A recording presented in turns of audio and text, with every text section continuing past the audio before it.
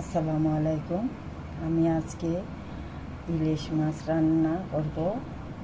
উস্তা বলেন বা উচ্ছে বলেন, আর এখানে হলুদ আর একটু লবণ নিয়ে নিয়েছি। এটা ভালো করে মেখে একটু ওই মাছ দুটো ভেজে নিব, আর সাথে একটু ডিম হয়েছে, ডিমটাও ভেজে নিব। ডিমটা কিন্তু আমি হয়তো বা করলার ভিতর দিব না, একটু ভাজা খেয়ে নেবে বাচ্চারা। ডিমটা মাছটা মেখে নিলাম হলুদ আর লবণ দিয়ে। এর সাথে নিয়েছি করলা বলেন বা উচ্ছে বলেন বা উস্তা বলেন, এটা এই ছোট ছোট। এখন আমি এটা কিভাবে ঝোল রান্না করব সেটাই দেখাবো। দেখুন, কড়াইটা বসে নিয়েছি আর তেলটা আগে দিয়ে দিয়েছি যাতে তেলটা গরম হয়ে যায়। এখন আমি মাছ দুটো ভেজে নেব।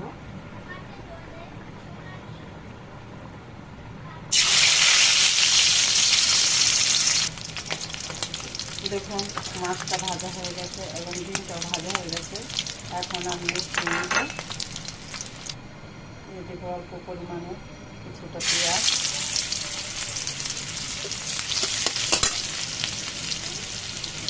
এখানে খুব কম মশলা দিয়ে রান্না করব। এখন দিয়ে দেব একটু পানি,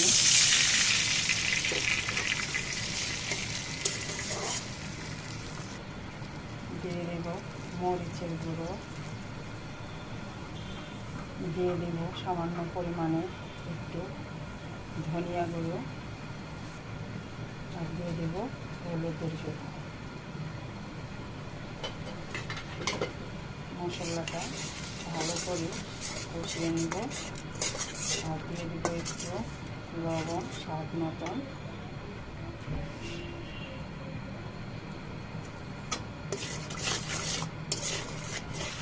দেখুন, তেলটা কষানো হয়ে গেছে। এখন উচ্ছেগুলো দিয়ে দিলাম।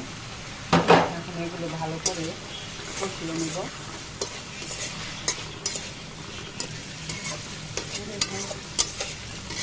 উচ্ছেগুলো কষানো হয়ে গেছে, তেল উঠে গেছে। এখন আমি এখানে মাছ দুটো দিয়ে দিব,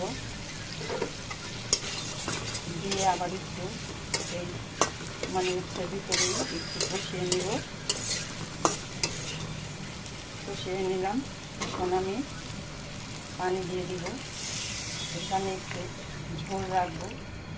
এটা একটু ইলিশ মাছের ঝোল, একটু ঝোল না হলে আবার ভালো লাগবে না।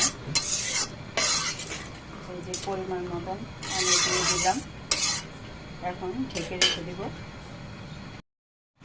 দেখুন, তরকারিটা হয়ে গেছে। এখন আমি এটা নামিয়ে নেব। আর একটু ঝোল ঝোল আছে, দেখো কালারটাও কত সুন্দর হয়েছে। দেখুন, তরকারিটা নামিয়ে নিলাম, কালারটা কত সুন্দর। বন্ধুরা, এটা যদি মনে করেন একটু তিতা তিতা লাগে বা একটু ঝাল, ইলিশ মাছ দিয়ে খেতে খুবই মজা, একটা দারুণ একটা তরকারি। খেয়ে দেখবেন। বন্ধুরা, যদি ভিডিওটা ভালো লাগে একটা লাইক শেয়ার কমেন্ট করে জানাবেন এবং আমার চ্যানেলটি সাবস্ক্রাইব করে দেবেন। আল্লাহ হাফেজ।